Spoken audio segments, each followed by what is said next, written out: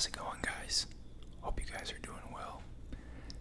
Today I wanted to touch on a little bit of a topic, I guess, less specific stock related and more just a general concept that I think, people should look into for themselves. Again, none of this is financial advice. Do your own research and consult a professional. But today I'm going to talk about why my personal opinion is that investing early and as much as possible is the right thing to do. Now, a lot of people, I understand, aren't necessarily in the financial position to contribute to, retirement accounts right out of college, or even, invest while they're still in high school or college. I understand that some people aren't in that situation, but if you can make it happen, it can have a drastic positive impact on the rest of your life. And you don't have to do much to have it make an effect. Even, skipping a coffee from Starbucks twice a week would give you like $10 to invest each week, which is $520 a year. And if you just took that and threw it in something simple like the S&P that you never had to touch again, and you did that every year, you'd have a pretty significant amount of money. Now, I have investor.gov page pulled up here, which is their compound interest calculator, and I'll show you what I'm talking about. So, if let's say you get a job during high school and college, part-time job, you're not working a lot, you have other expenses. You start off with $0. Let me blow this up a little bit for you guys. Start with $0, and let's say you're able to stash away $50 a week. So that's gonna be about $200 a month, give or take. Now, if you do that for 8 years while you're in high school and college, and you make the average S&P return with dividends reinvested, which people kind of argue is like 8 to 10% before inflation, we'll just call it 8.5 to kind of be on the conservative side. After those 8 years, you'll have about $26,000, even though you only contributed a little over $19K. Now I know what you're saying, that's not a life-changing amount of money, but here's the thing. If you then took the $25,993 that you made from that point, you're now graduated from college. You're about 22 years old, most likely. And if you just never touched it again until you retired at 65, which is 33 years later, 43 years later,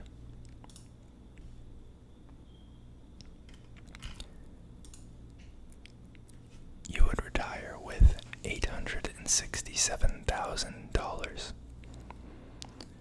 all from you working one shift at a part-time job in high school and college, and then never investing again. And that's the crazy thing, it doesn't really make sense unless you do the math out, because it just seems so illogical. How could so much wealth be derived from such small contributions? But it's real. Obviously, you can't assume that you're going to make 8.5% every year. Some years are going to be lower, some years are going to be higher. But, as long as it averages out, you would probably have similar results. Again, none of this is financial advice.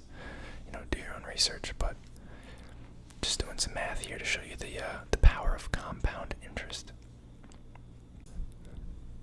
If you then took that $867,000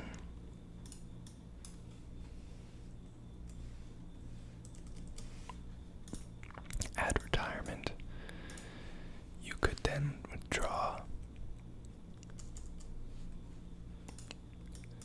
I'm gonna have to test it a little bit here because I don't know the exact number. And let's say you tone down the risk a little bit because you're retired now. You're only getting 5% a year. It's probably a little much.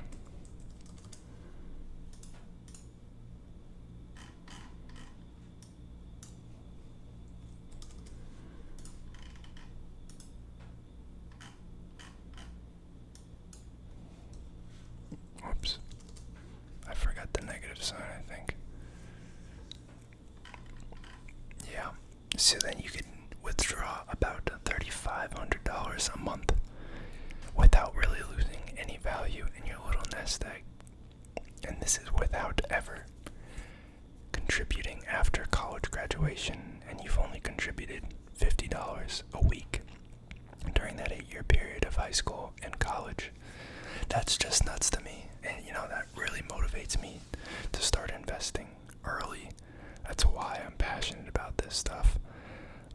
Obviously, some people care about it more than others, and you can make the argument that money isn't everything. But I think it certainly helps, and me throwing a small amount of money in a week now, it doesn't prevent me from having fun, or it's not preventing me from living my life, but it has the potential to do so much more for you down the road.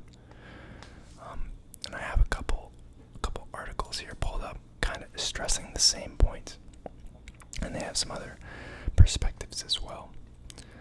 The first point here is that it also allows you to take more risks because you have longer time to come up with money for retirement, and you also have more time for investments to pan out, because you may have a certain trade thesis about a certain sector, about a certain company, but maybe it takes years for them to get off the ground. If you start investing early, you have that time. If you're not starting investing until 40s and 50s, you have to be a lot more cautious with how you invest your money. Point 2 here is exactly what I was just explaining to you.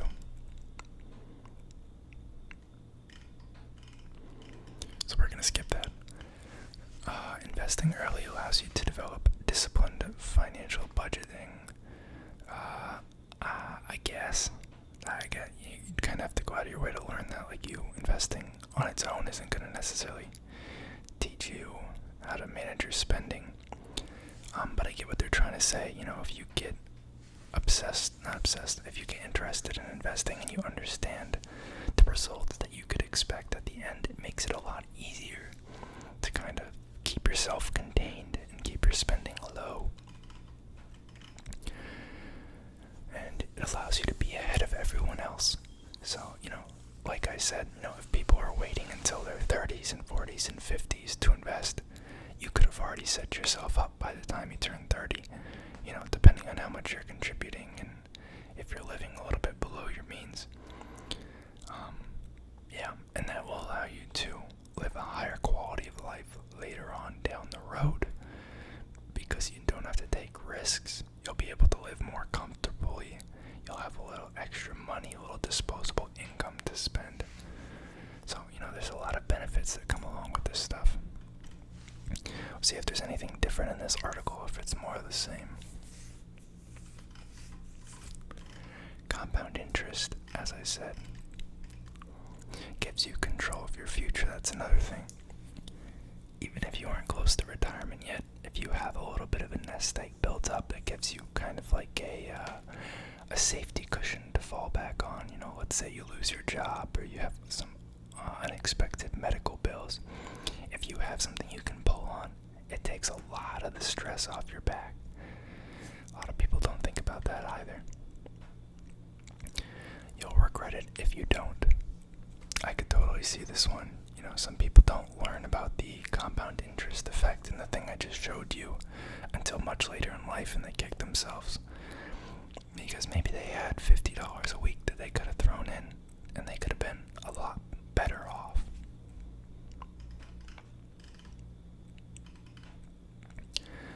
It's okay to make mistakes. This is kind of playing into the same note on risk that the last article was talking about.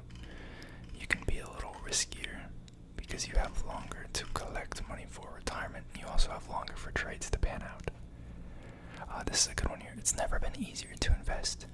You know, in the past there were more barriers to entry with investing, especially early with smaller sums of money.